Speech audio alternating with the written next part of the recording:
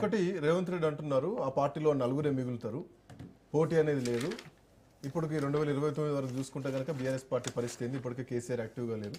So ఉన్నోళ్ళిద్దరు స్థానిక సంస్థల ఎన్నికలకు మున్సిపల్ ఎన్నికలకే అక్కడక్కడ పరిమితమై వాళ్ళ గెలుపు కోసమే కష్టపడుతున్నటువంటి పరిస్థితి. సో రేపటి రోజున కేసీఆర్ వచ్చేటువంటి పరిస్థితి ఉందా? ఇప్పటికే ఆయన మళ్ళీ ముఖ్యమంత్రి నేనే అవుతా, ఇంకా 10 ఏళ్ళు ముఖ్యమంత్రి నేనే అవుతా అంటున్నారు.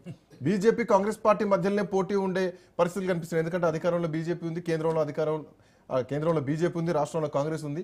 బీఆర్ఎస్ బైక్ పక్కన పెట్టేసి వీళ్ళు ఈ ఎలక్షన్ మూమెంట్ గురించి మాట్లాడుతున్నా స్పష్టంగా కనిపిస్తుంది. ఇప్పుడు వాళ్ళు ఏం మాట్లాడారనే విషయం ప్రజలందరూ చూసారు. గతంలో కాంగ్రెస్ పార్టీ కానీ బీజేపీ కానీ ఇక కాంగ్రెస్ గురించి చెప్పనవసరం లేదు. ఎన్ని మాటలు గుళ్ళ మీద గోపురాల మీద ఓట్లేసి అది చేస్తాం ఇది చేస్తాం ఉన్నారు. ఇప్పటివరకు ఏం చేసారో మేము చెప్పడం కాదు, పబ్లిక్ అందరూ ఇలా మైకులు పట్టుకొని మీరు పబ్లిక్లోకి వెళ్తే వాళ్ళు చెప్తున్న పరిస్థితి.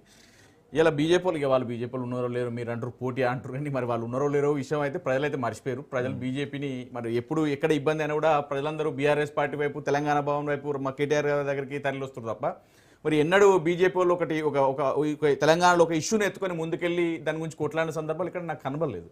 ఇక వాళ్ళ స్వలాభాల కోసం ఇంకేదన్నా గుళ్ళను ఇంకోదన్నో అడ్డు పెట్టుకొని వాళ్ళు కులాలని మతాలను అడ్డు పెట్టుకొని రాజకీయాలు చేయడం ఇది వాళ్ళ పర్సనల్ విషయం. అప్పటికి వాళ్ళ స్ట్రాటజీ వాళ్ళు మారుస్తారు. సో బీసీ నాయకుడిని అధ్యక్షుని చేస్తారు కావచ్చు, ఎలక్షన్ మిషన్ లాగా పోతుంది కాబట్టి ఎలక్షన్ టైంలోనే బీసీల గురించి మాట్లాడడం ఇప్పుడు ఇదంతా ప్రజలందరూ కూడా చూస్తారు. ఎగ్జాంపుల్ ఇవాళ చూస్తాను మనం అసెంబ్లీలో వీళ్ళ కోమటిరెడ్డి వెంకటరెడ్డి గారే మరి జగ్గారెడ్డి గారు వస్తే నెక్స్ట్ ఎలక్షన్లో 100 సీట్లు వస్తాయి అంటే దానికి అర్థం ఏంది? పీసీసీ అధ్యక్షుడు అయితే అంటే ఉన్న బీసీ మహేష్ కుమార్ గౌడ్ గారు ఉత్తిదే కథ, ఈయనతో అయ్యేది లేదు సచ్చేది లేదు, ఈయన ఉంటే ఒకటి గెలవడు అన్నట్టే కదా, అంటే బీసీలను అవమానించినట్టే కదా. అలాంటి పరిస్థితుల్లో వీళ్ళే బీసీ నినాదం ఎత్తుకుంటారు, మళ్ళీ బీసీలను అవమానించేది కూడా వాళ్ళే. ఇలా బీసీ సమాజం అంతా దుమ్మెత్తి పోస్తూ ఉంది ఇలా కాంగ్రెస్ పార్టీ మీద ఇవాళ ప్రెస్ మీట్లు పెట్టి.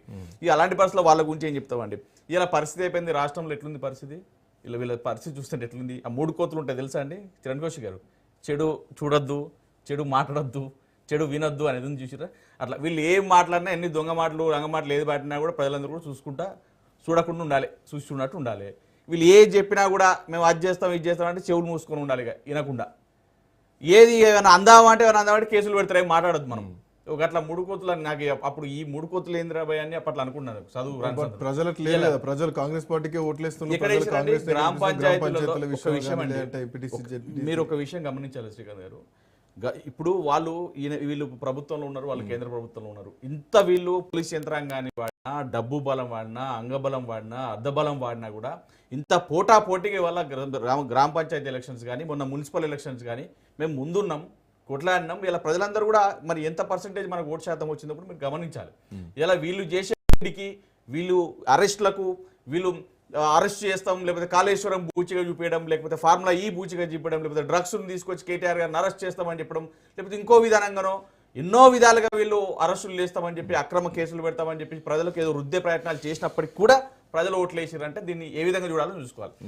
మన జూబ్లీ హిల్స్ ఎలక్షన్ చూసినాం. ఏంది రౌడీజం చేసిరు, గుండాయిజం చేసిరు, పైసలు వంచారు, ఎన్ని రకాలుగా విచ్చల విడిగా చేసినా కూడా ఇలా మాకు ఎన్ని ఓట్లు 8,000 ఓట్లు వచ్చినాయి మీరు గమనించాలి. సో ఈ విధంగా ఏది చూసినా కూడా వీళ్ళది ఉతికత అండి. వీళ్ళు ఏం చేయలేదు. వీళ్ళు చేసేది ఏమున్నది? కేవలం వీళ్ళు చేసే అంటే ప్రజెంటేషన్లు ఇస్తారండి.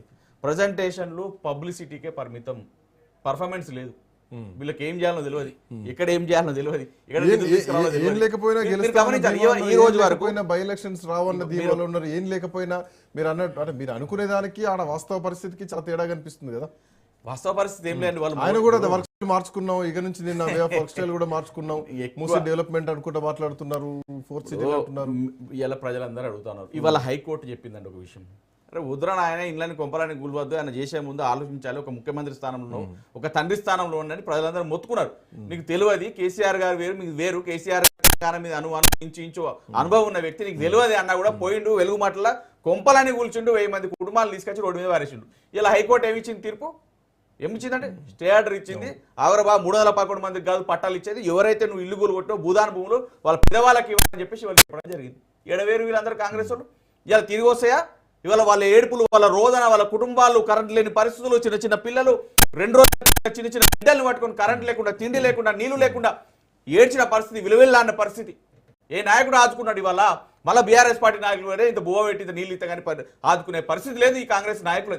3 మంత్రులు ఉన్న ఖమ్మంలో 3 బుక్కలు అన్నం పెట్టలేని పరిస్థితుల్లో ఈ ఖమ్మం నాయకులు, ఈ మంత్రులు, ఈ మంత్రి పదవులు ఉంటేందుకు, ఈ రాజకీయాలు ఉంటేందుకు, లేకపోతే ఎందుకంటే కేవలం ఏంది దోసుకోవాలి, దాచుకోవాలి, పదవులు కావాలి, ఆస్తులు సంపాదించుకోవాలి తప్ప వీళ్ళు ఏం చేస్తా ఉన్నారు? మీరు శ్రీకాంత్ గారు, మీరు ఒక జర్నలిస్ట్గా, సీనియర్ జర్నలిస్ట్గా మీరు గుండె మీద కొట్టేసుకొని చెప్పారు, ఈ రాష్ట్రంలో ఇప్పటి వరకు కాంగ్రెస్ ప్రభుత్వం వచ్చి ఇంకా పలానా గుడి కట్టిందా పోయి దర్శనం చేసుకుని వద్దాం, ఈ రాష్ట్రంలో పలానా బడి కట్టిరా పోయి మా పిల్లల్ని జాయిన్ చేయించొద్దాం, పలానా ఫ్లైఓవర్ కట్టిరా చూద్దాం, ట్రాఫిక్ నియంత్రణకి ఏమైనా ఇబ్బంది కాకుండా అయిందా చూసేద్దాం, పలానా ప్రాజెక్టు కట్టిరాయా, రైతాంగానికి పలానా చేసిరాయా, విద్యార్థుల నిరుద్యోగులకు ఉద్యోగాలు ఇచ్చిరాయా, లేకపోతే ఇంకోటి చేసిరాయా అని చెప్పేసి ఏ రోజన్నా ఎక్కడన్నా మీ పత్రికలను, మీ టీవీ ఛానల్, ఎలక్ట్రానిక్ మీడియాలో ఎక్కడ వచ్చిందా? ఏ రోజు ఏది కట్టలే. ఇవాళ కేసీఆర్ గారు కాళేశ్వరం పేరుతో లక్షలాది ఎకరాలకు నీళ్లు పారించారు, వాస్తవం కాదా?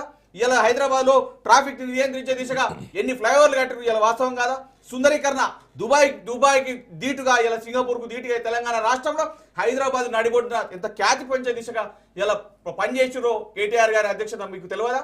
ఇలా రాష్ట్రంలో ఎంతమందికి ఉద్యోగ అవకాశాలు ఇచ్చినాం. ఇలా తెలంగాణ మన సంస్కృతి, మన భాష, ఏ సినిమా వచ్చినా కూడా మన పాట పెట్టి హిట్ కొడుతున్న సందర్భాలు మనం చూస్తూ ఉన్నాం. ఇలా ఏమైంది?